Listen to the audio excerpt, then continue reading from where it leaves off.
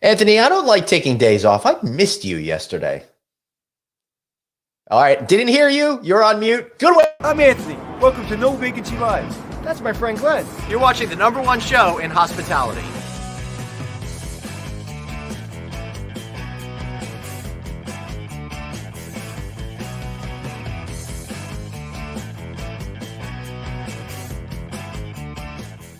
Hey, everybody. Welcome to No Vacancy Live. Anthony, you're still on mute. See if you could unmute yourself. We could get started. How are you, sir? I don't know where I was on mute. I know myself on mute. I'm well, sir. I just got off a plane from Tampa. How are you? I'm doing pretty good. I just took a long drive back from New Hampshire. Boy, I have such mixed feelings about that because there was crazy traffic all over the New York area. It took me almost 3 hours to get into Manhattan on Tuesday, where we did our incredible live show. It shouldn't take that long. I'm only 50-something miles away from there. So, Anthony, all of this traffic, I don't know whether or not to go back to my old habits of hating it or be happy that everyone is out and about and doing things. Be very happy. And also, are you really complaining about traffic, bro? No, I'm really not. This is great show content is what this is all about. Especially yesterday. Yesterday was an important day for you to be there, and it was nice that you went.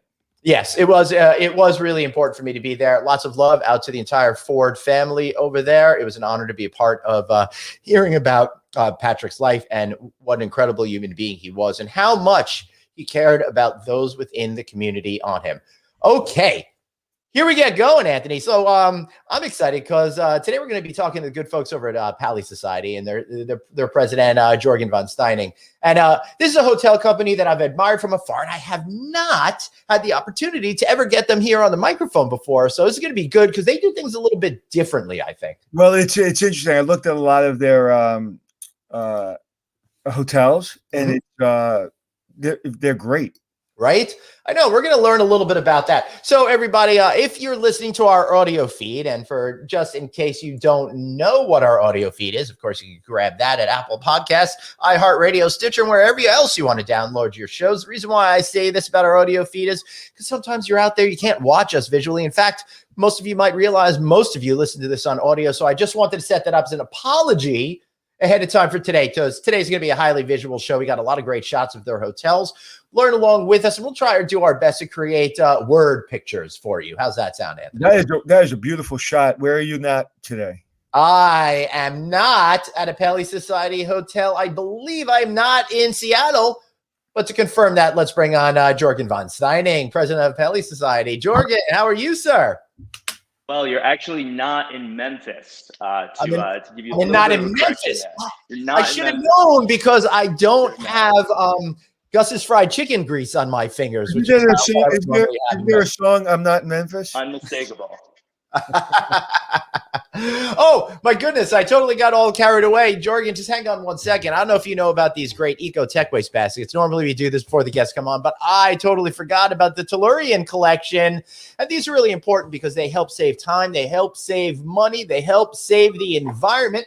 Looks just like a regular cardboard basket, but the fact is they're saving the they're saving the environment because it'll take 1,564 of these guys to equal what it takes to make one plastic basket when it comes to all of the negative stuff that we put out into the atmosphere. Plus, it'll save on labor. Think about all of those garbage cans you have out at all the different trade show booths and all that kind of stuff. Well, I got to tell you, you don't have to worry about collecting all of them, cleaning all of them, getting them back out on the show floor. No, you just throw these guys into the recycling bin and get yourselves all brand new ones. All right, Anthony, let's talk to Jorgen. How's that sound? Let's go, man. I'm really intrigued by his concept, so I have a lot of questions. So why don't you start this one off today? So first of all, tell people what your collection's about, and tell us how it got started and what was the catalyst. So we are a Los Angeles-based neighborhood hotel company. Started in LA in about 2008. Our first property was Pali House West Hollywood. We grew gradually from there, adding Pali House Santa Monica and then Pali Hotel Melrose. I joined the company in 2018. The brand was already pretty well established, but 2019 was really going to be a significant year for growth. We had a lot of new properties coming online across primarily the West Coast, one in Miami as well. I joined the company at that point, and we really accelerated growth. Since then, we've grown to about 15 hotels. So from 3 hotels to 15 hotels in a matter of 3 years. What we stay really true to, the soul and the character of the brand. We are neighborhood hotels. We focus on classic hospitality. We focus on great design. We focus on great customer service. None of our hotels are over 125 keys. We really like being the neighborhood concept, the place where you go to, have a great cocktail. The place where you recommend your family goes to because it's just the best hotel in town. And we've done a pretty great job. We have 4 distinct monikers. We have Pali House, Pali Hotel. The difference between those two being Pali House is a little bit more geared towards extended stay travelers, larger rooms. Pali Hotel being the more transient standard room product. We have the Independent Collection, Silver Lake Pool Inn, and the Hotel Grand Stark in Portland fall into that category. Slightly different design, slightly different aesthetic, but still the same Palisociety vibe. And then last year, I'm sure we'll talk a little bit more about this, we acquired Arrive Hotels. Similarly positioned neighborhood hotel group, but just aimed at slightly different markets, younger, slightly more youthful energy, and a little bit heavier in the food and beverage, but really fits into the platform and fits into our overall growth strategy. So are you saying Glenn and I, because we're not younger, we're not invited? You're absolutely invited. Absolutely invited. I'll put a little note on your profile to make you feel extra welcome. That's good. So, Jorgen, what I find is interesting is that emphasis on neighborhood hotels. Most hotels say they are part of the neighborhood, but it's not really part of their operating philosophy. You put that right in there in what I think your corporate mantra is all about. How does that inform you on creating hotels that you believe are actually for the neighborhood? And practically speaking, how does that play out in the designs and the programming of the properties? Look, it's a great question.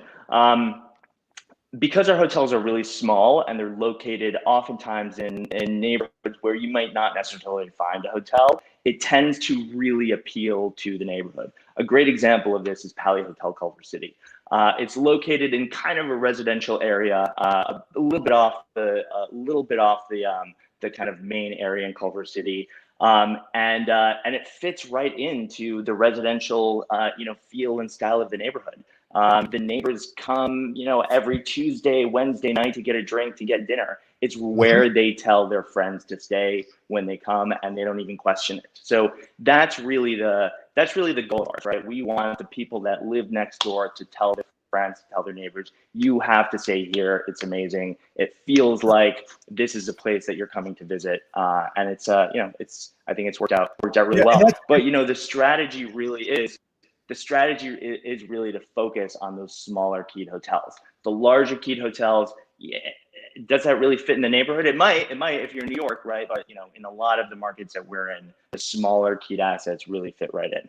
The Rockaway Hotel in Rockaway, New York, just opened, and the neighborhood is just loving it. They're just blowing that place up. It's doing great. So the neighborhood, a lot of hotels, when they're looking at financing a deal, they're not looking at a market segment called the neighborhood. Right. That's a difficult market segment to convince a bank to lend money. Also, being a smaller hotel with 30, 40, 50 keys, again, hard to make money. So what is the financial, how's that work? Are you financing it within the company that has a fund? Are you going out for bank money? How's that work? And will you eventually get to a little bigger hotel style or not? Maybe you're just friends with Jeff Bezos and he throws you some cash. Who knows? Jorgen? Yeah, exactly. Look, that's you're asking about our secret sauce, right? So we're a centrally run hotel company, and we're different than most hotel companies in that respect. Because our properties are so small, the normal efficiencies of scale are just not there in the same ways that a typical 200, 300 key hotel would have it. Our entire operation is run out of Los Angeles. So the way that we typically staff a hotel is very different than the way a normal company staffs a hotel. We take pretty much all of the back office functions out of the hotel P&L, we centralize them in Los Angeles. So Los Angeles is really the nerve center of the whole company, the whole operation. We do that because we can take those functions, we can take those functions that really operate at a very high level. Right. Like administrative, accounting, revenue management. It's national sales. It's the higher level operations, the higher level food and beverage, the executive chef functionality. All of that does not sit at the property level P&L. It all is run regionally or out of Los Angeles. It creates enormous efficiencies for the properties and allows these hotels that some of them have, our smallest hotel is 24 keys. It operates incredible margins. And it does so because we have this incredibly concentrated, powerful team of people that are located in LA, and we're able to apply those incredibly efficiently across these properties. Wow. Who started it? Who started the company? Avi Brosh? Avi Brosh. So Avi Brosh is the CEO, founder and CEO. Let me tell you a little bit about my role, about his role. So he's from New Jersey. So he's from New Jersey. Actually, he actually is from New Jersey. Started the company 2008. In a previous life, was a real estate developer. So brings that mindset into this business. In Palisociety, West Hollywood, as I mentioned before, in 2008, and really started this brand. What's incredible about Avi is that he brings a lot of different skill sets to the table. The real estate development side, he understands the capital side of the business. He just general incredible level of business savvy. He also designs every element of every hotel. Wow. Walk into Pali Hotel Seattle, and every piece of fabric is picked out by Avi. So these are Avi Brosh designs, and it's really been one of the main drivers for our business. The visuals, the aesthetic, the vibe, the feeling that you get when you walk into one of our hotels is pretty fantastic. So Avi is CEO. Works in that fairly traditional CEO capacity. My role is president of the company. I oversee day-to-day operations, the various departments reporting to me. I've got a little bit of an atypical background for being the president of a hotel management company. I've got an accounting degree. I started in M&A in New York.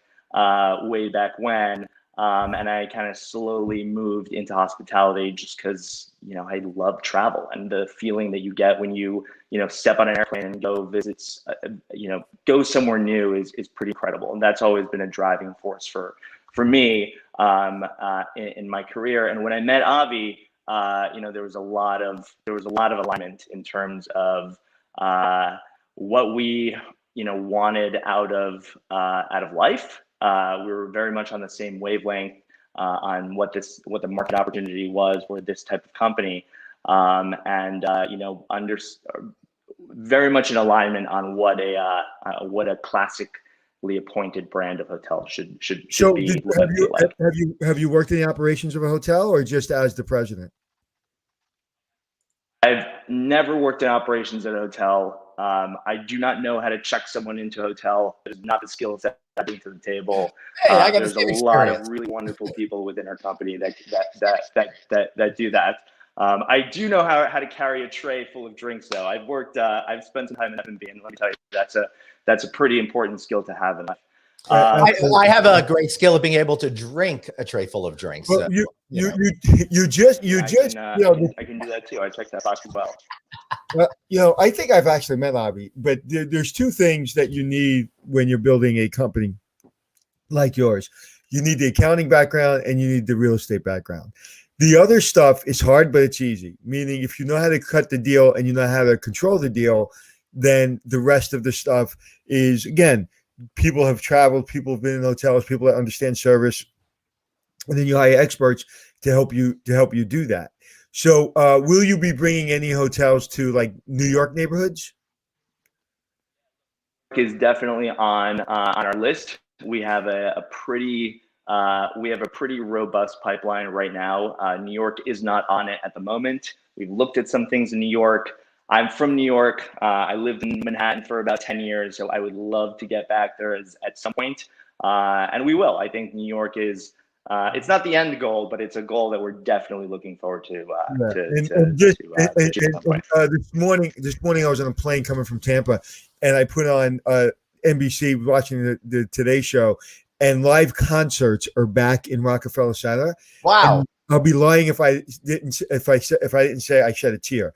It was not Adam Levine. It was what's his name? Whatever. It was amazing. It was amazing to see New York back, and everybody was on top of each other. There's no mask because everybody in the crowd was vaccinated. And it was 500 days since they've done anything in that area of Rockefeller Center. And to me, one of the reasons New York came back was because of shows like ABC, CBS, NBC doing the morning shows and things like that in the middle of New York City. It really shows people. So I think that was a really good awakening. So when you're ready to come back to New York, we're here. Michael Weinberg says Adam Lambert. Was it Adam Lambert? No, it was the guy that was married to that girl.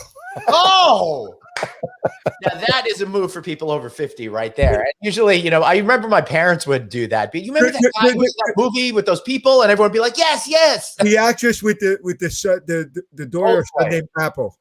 That's right. I think you were right the first time with Adam Levine.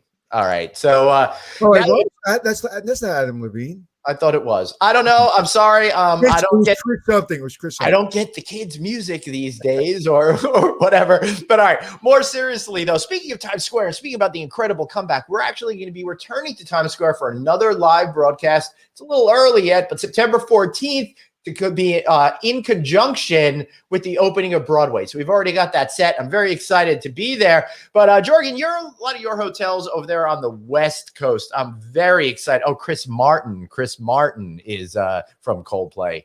Adam Levine is not. He's from another group and he has tattoos. All right. So Jorgen, you're out West.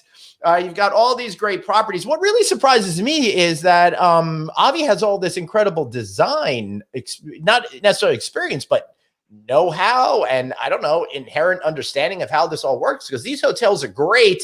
That's my way of queuing us up right now to take a look at some of these incredible properties. All right. So where am I right now as producer Dave? You said Memphis, right? Over here? You said I was in Memphis. Memphis. Arrive. Yes, arrive Memphis. Adam Levine beautiful. It's absolutely beautiful. Yeah. All right. So Dave, you bringing up the, there we go. Boom. Here we go. We are now being transported to Seattle. Love this use of a green. And this is what I'm talking about. Who would have thought a guy in real estate would be able to create designs like this, although his wardrobe looks freaking fantastic as well. So he seems to have a real aesthetic. There's no doubt. Yeah. Pali Hotel Seattle opened in late 2018, really right next to Pike's Place Market. This is like prime real estate in Seattle, really gorgeous hotel. And just reopened actually. This property was closed temporarily closed for COVID reasons. We reopened in the middle of May, and it's already off to a really fantastic start. Excellent. So what are we looking at right here? Tell us a little bit about the design.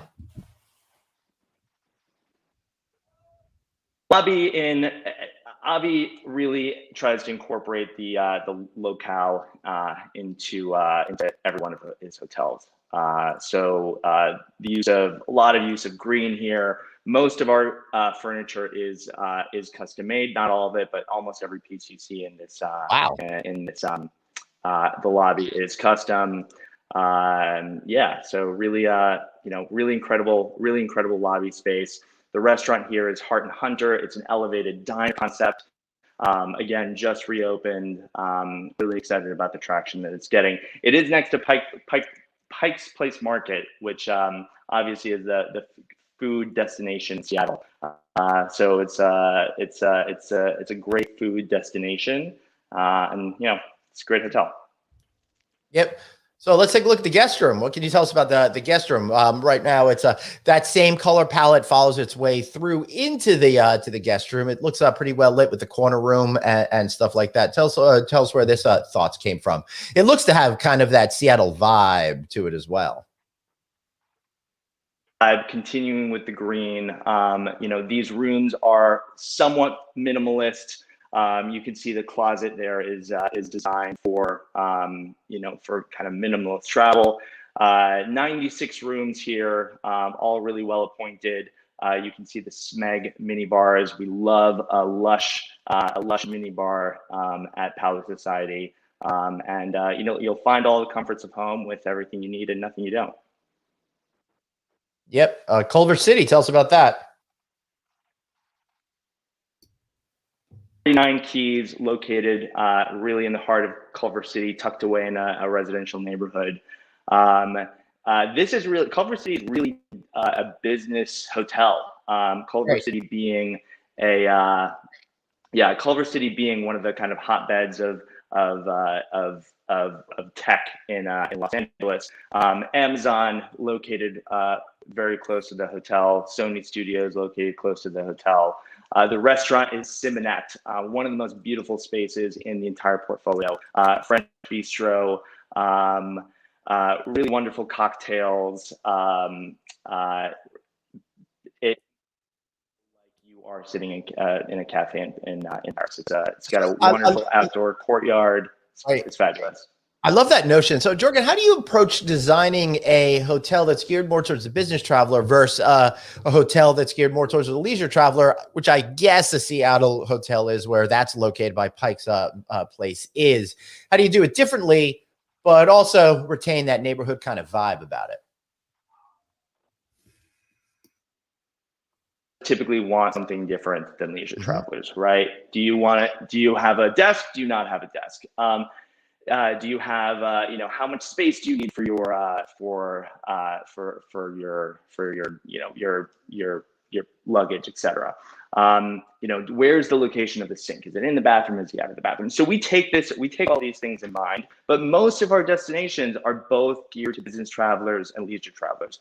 Right. Funnily enough, Culver City, while pre-COVID was very much a business travel market, now in this post-COVID world, the weekends in Culver City are out of control, where that didn't really happen before COVID. So we like to have a good mix of leisure and corporate and some group in all of our hotels. We like to have a room product that that fits all of those needs. Let me talk to you a little bit about our restaurant philosophy, which I think is interesting as well. We've always, all of our restaurants are really they're supposed to cater primarily to the hotel guests, right? We have never had a super robust food and beverage platform. We always saw that as a really necessary amenity to the hotel and a necessary amenity to drive local demand and get local attention for the property. We've never really aimed to have a gangbuster, crazy food and beverage operation. We prefer the hotel model, right? It's more profitable. When we acquired Arrive had a little bit of a different philosophy. Arrive was a lot heavier on food and beverage. Many of the hotels have multiple outlets. Austin, for example, has three food and beverage outlets. It's got Lefty's, which is an outdoor kind of casual beer garden style bar concept. Vixen's Wedding, which is a 3-meal restaurant, Goan inspired cuisine, and we have Gin Bar, which is a roof bar. That's 3 pretty significant restaurant outlets in one hotel. The hotel is about 70 rooms, so the proportions there are a lot different than we typically saw in Pali House and Pali Hotel projects. So over the last year, we've really ramped up our food and beverage, our philosophy on food and beverage, our food and beverage team, and now we're really getting into the more I would say creative and ambitious food and beverage kind of style elements of operation. So what does that it's kind mean of for an you? exciting new platform. Yeah. You won't. I was going to say, Jorgen, what does that mean to you right now with reinventing the food and beverage? We just did a hotel show at the luxury hotel, the Langham in New York City the other day, and Amos Fakani, sorry, over there, who runs the restaurants as a third-party provider, saying they had to rethink their menus. They stripped it down to the essentials. They rethought everything. They kind of figured what people are looking for. How are you approaching that kind of design? And what is it that you feel that people are looking for right now? Right now, people are looking for a reservation. They're so hard to come by, at least in LA. So look, during COVID, we did definitely strip down a lot of the menus. We were, in a lot of respects, like everybody else, operating in with a different perspective, right? Stay open, stay afloat. As we've come out of COVID over the last several months, it's really a different story. We are trying to ramp up operations as quickly as possible. And like everybody else, where the bottleneck right now is not demand, it's labor. Really tricky and difficult labor market.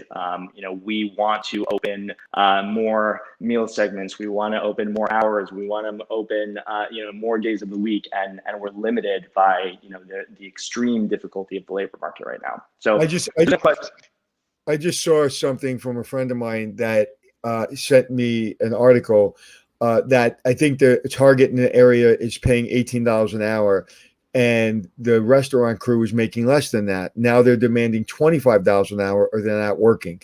And I think you're going to see that more and more across the country. The big argument or challenge was $15 an hour minimum wage. I think we blew past that because the employees are now demanding higher wages. How do you mitigate that? Very tough, right? Because you're essentially asking to create a long-term solution for potentially a short-term problem. If you go up in wages, if you go up to the $20, $25, an hour level,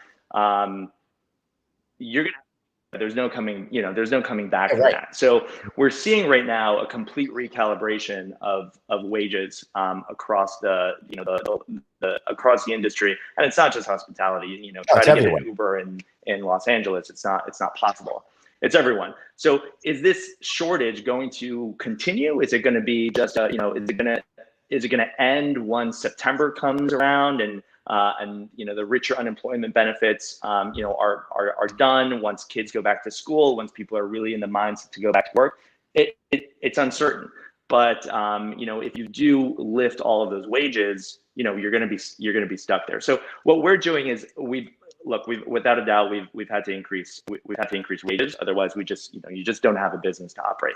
So that's number one. We're doing referral programs. We're doing spot bonuses for employee retention bonuses. We're doing everything that we can to be able to not only hire new people but also keep the people that we have. But it is tough. It is tough. We are filling the gaps with some third-party outsourcing companies, and it's a great short-term solution. It's a very expensive short-term solution. Oh, yeah. But if you have to do it, you have to do it. Otherwise, you don't have a hotel to run. You don't have a restaurant to run. So it's a major challenge. I can teach you opera and teach you how to check somebody in, but I'm not paying you $25 an hour. I'm not going to do it for $25 an hour. So. Right, 24. 24, great. You're a hard negotiator. What's the one thing in the hotel business that was more challenging than you anticipated? Outside of the real estate and financing, what was something that you didn't expect how challenging it is? COVID. Was that a challenge? Last year was, it was a little bit of a challenge. I keep hearing people say, and at this company would say, it's not rocket science, right? Because it's not rocket science. I think it's harder than rocket science because at least you're dealing with rockets and science and math as opposed to dealing with people, which is way more challenging. So the people side of the business is the most important side of the business. It is the most challenging side of the business. You have personalities, you have HR issues, you have people that do things that you would just not believe they would do. And you have to you have to just deal with that. The trickiest thing is inspiring people and trying to relay the inspiration that you feel for a certain, for a company or a certain mission. I think our mission is so great. I think our company is so amazing. I think the job prospects and the opportunity at Palisociety is so incredible. My goal is to convey that to my team members so that they feel the same energy and the same passion about it that I do. But it's people, so it's difficult. Have you felt, especially when you're new, and there's some old time operators there, and they're like, "Well, you've never really been behind the front desk or cleaned a room or whatever." How did you relate to that? How did you handle that? How did I relate to what? Where if people that are running hotels or people that are at the hotels have had a lot of years of experience making beds or checking people in, and you're the president of the company and you didn't have that background, how did you kind of inspire people or make people trust you? I've always said that, checking someone into a hotel is not my skill set. My skill set is helping people make good decisions. My skill set is finding efficiencies in the way people do things, in systems, and in helping people make good decisions. Those are things that I think I am really good at. And I allow other people to make I empower other people to make the decisions that relate to checking people in, that relate to the operations and the detail and the nitty-gritty of hotel operations. I think I do that pretty well, and I think ultimately you just have to gain the respect of the people who do that and who are industry veterans. It's not necessarily easy, but it's a task that had to be done. I think I've who likes easy? Done a pretty good job. That's not fun or satisfying. Right, Anthony? Yeah, well, I think as bad as COVID was and as tragic as it was, I think a lot of people, when they're managing themselves and they're at home and they have their shorts on and their sports jacket on, they're doing Zooms, they feel at first they were like, this sucks, but then they feel like, wow, I can control my environment. I can work, make money, and control my family, and I'm home a lot, but it's fun because I'm not dealing with all of the corporate politics and all the people. So whether it be hospitality or whether it be any position, people always get in the way, right? I always say anytime we're having problems, I say, those guests keep getting in the way, don't they? Yeah.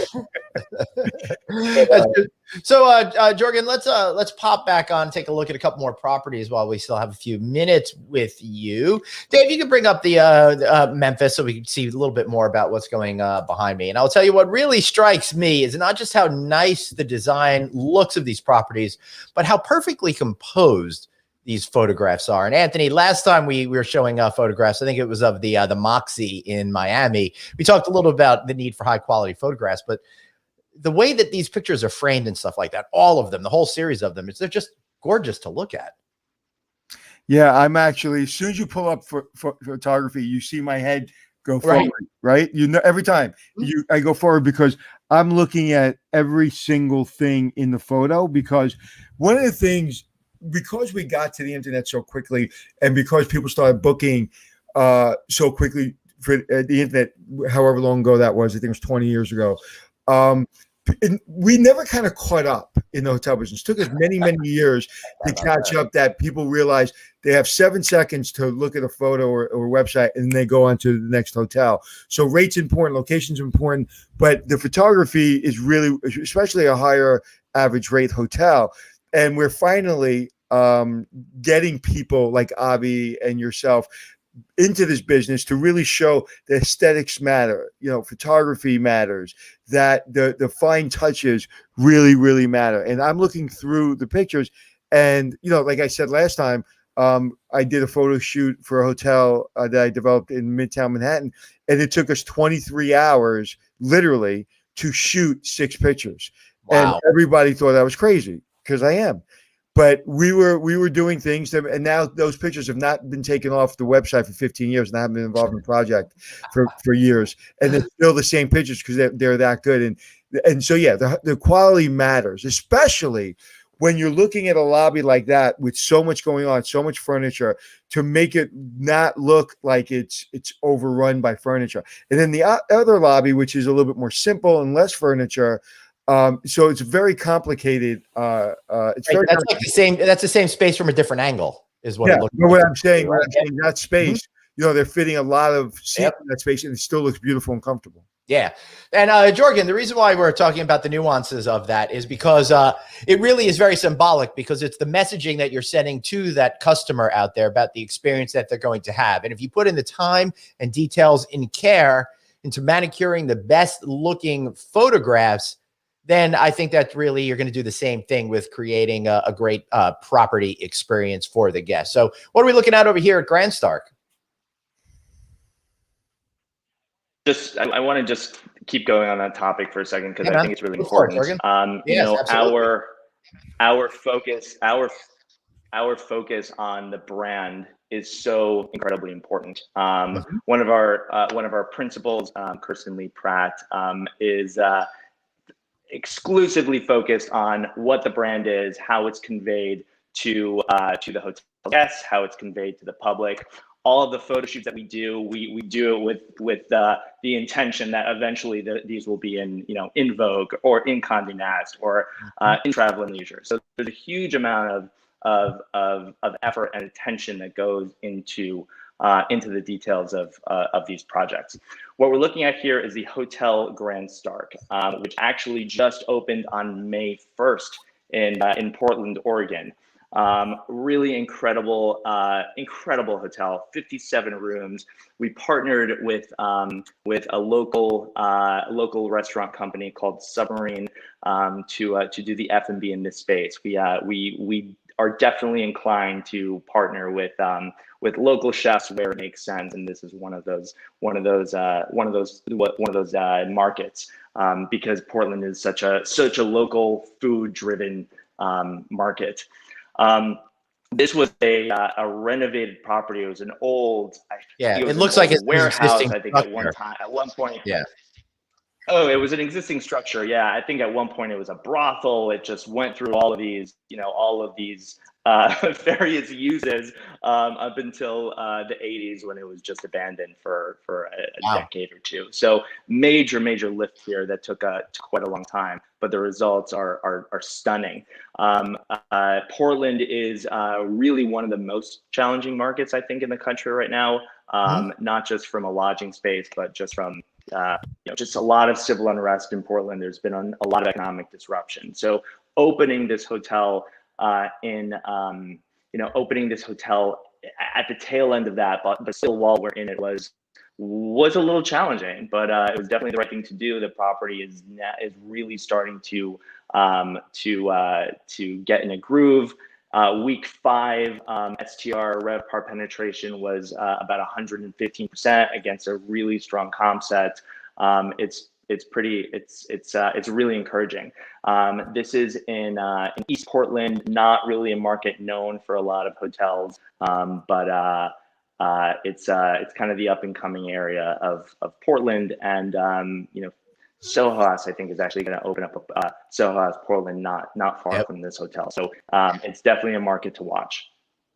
Yeah, opening up in these locations, you can sometimes get some really, really good deals, but they're really, really challenging. And to put that kind of money into a property like that, especially, I'm glad you said what's going on in Portland, especially in such a challenging market. It's a testament to your ability, to your company's ability to not only finance it, develop it, but to really to get it open in such an environment. And listen, your company is going to be very successful because of all the things we just talked about. And I wish you guys a lot of luck. Or you are very successful, and you're going to continue. Even more so successful. Before we let you go today, to that pipeline, how deep is it exactly? What cities are you going to be operating in beyond where you are now? The reason why I ask is you want to move beyond California and that one Miami property, really, right? Yeah, let's talk about pipelines. So I'm gonna kind of move from west to east, but I may forget some. So Los Angeles, we have Pali Hotel Hollywood that is going to be opening later this year. 72 rooms. It's going to be one of our biggest hotels in the Los Angeles market.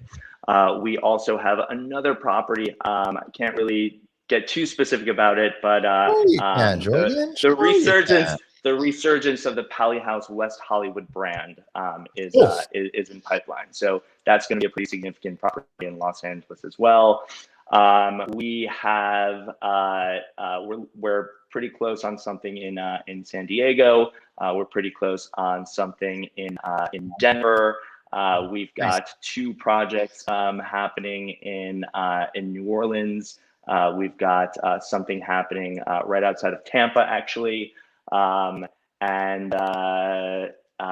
see what else. Albuquerque, New Mexico. Cool. Something brewing there, and look, hopefully we're slowly making our way to the Northeast. So we'll get there soon. I hope so, because we'd love to see one of your properties. Jorgen, how can we learn more about Palisociety and all of your different properties, including Arrive Hotels?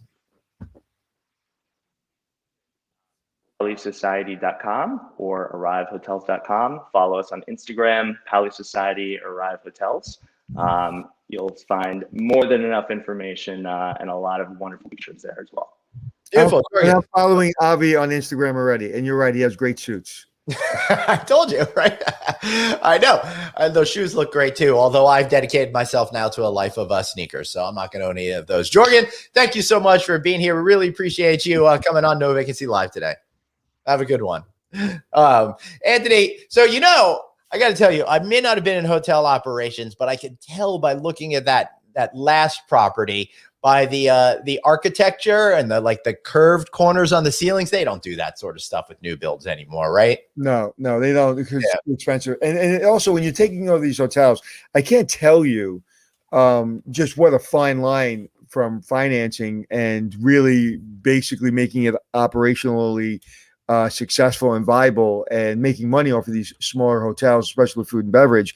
And it just tells you how sharp they are and how successful they've been. But those are, I always say it takes about anywhere from 125 rooms or above to really sustain a hotel and make money. When you're talking about 27, 37, 47, 57 rooms, if you're 50%, 60%, you sold 15 rooms last night, 20 rooms last night.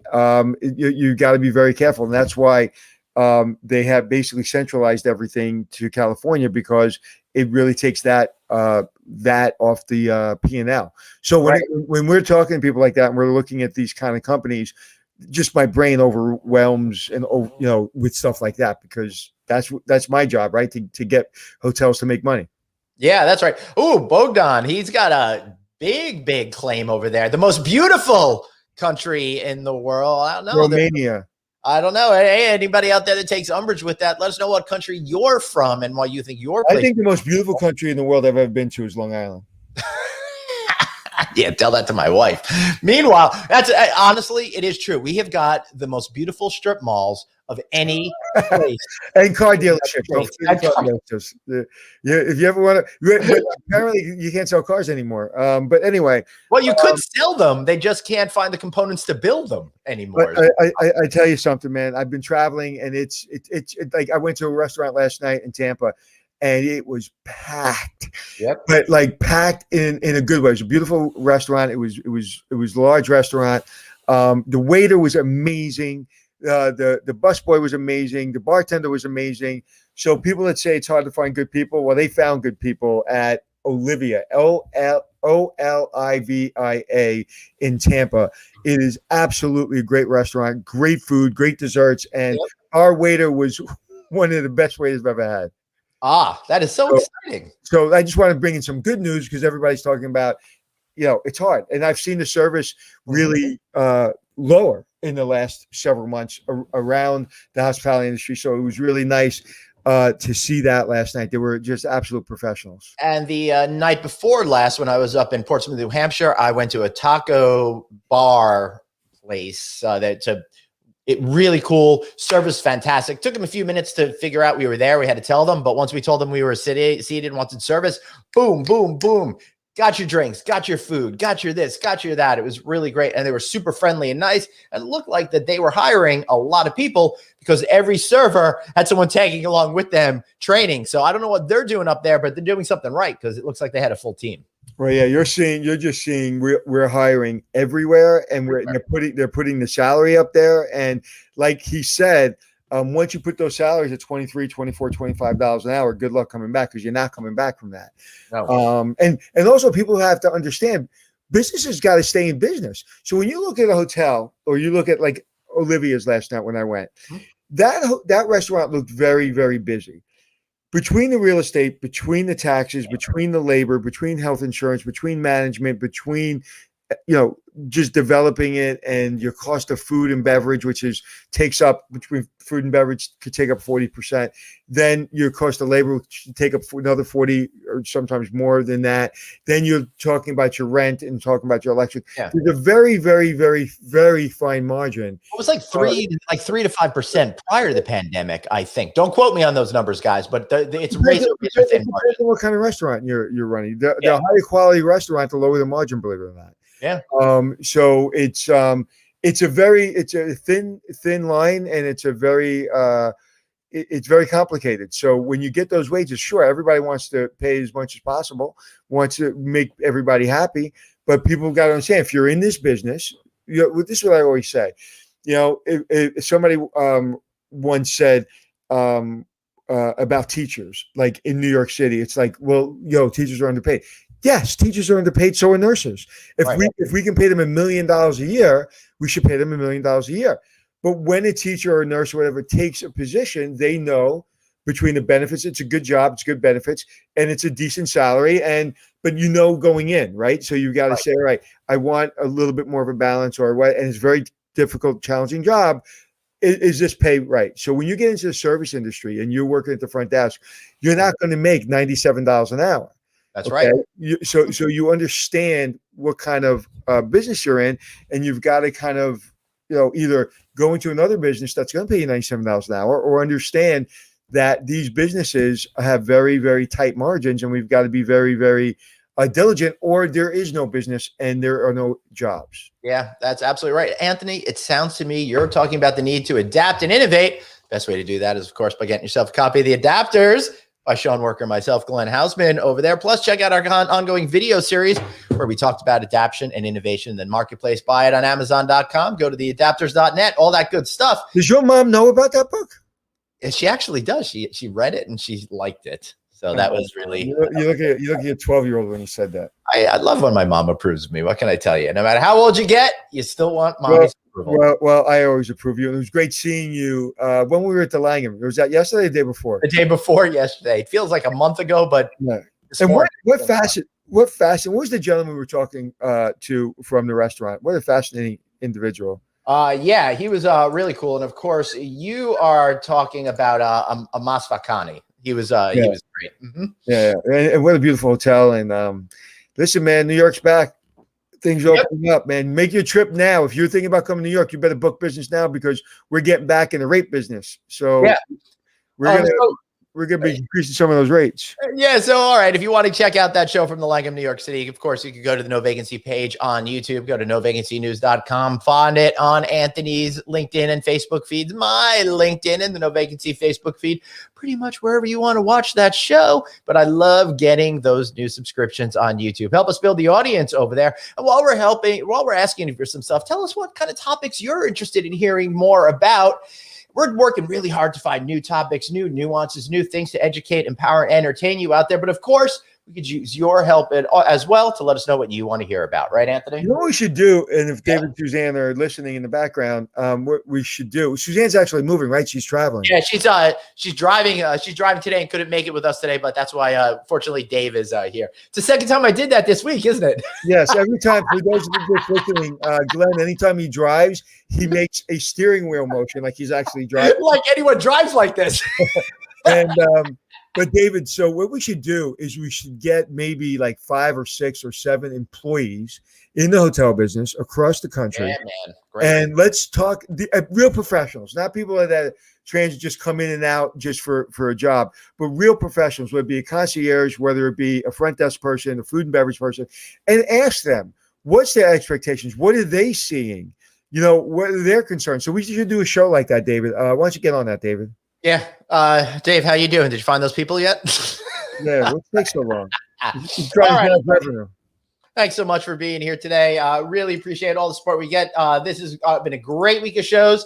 We're going to try to top that next week. Stick with us. Our schedule is going to be a little cuckoo for Cocoa Puffs next week, but we're going to start off on Monday at Virgin Hotels and kind of go from there. I got a great show set on Wednesday in downtown Las Vegas as well. Anthony, you want to say yes, something? Yes, sir. Can't wait. And David said that show's already scheduled. So, David. We got those two shows scheduled. We're working on. No, I'm talking about the employee show. Oh, okay.